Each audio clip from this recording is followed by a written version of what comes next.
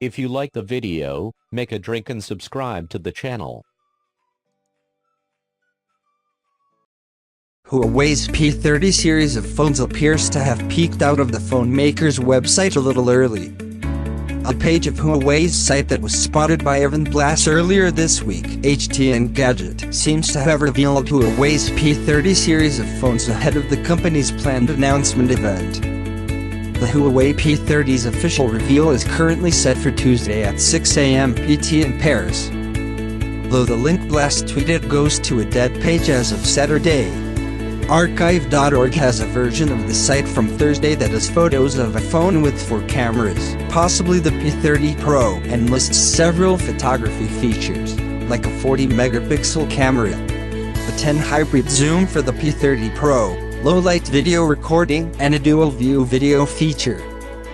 Huawei didn't immediately respond to a request for comment on the Discovered website page.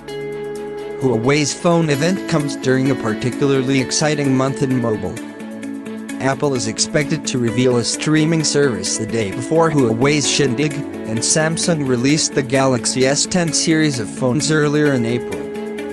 The P30 series of phones also is coming 1 month after Huawei debuted its foldable Mate X phone.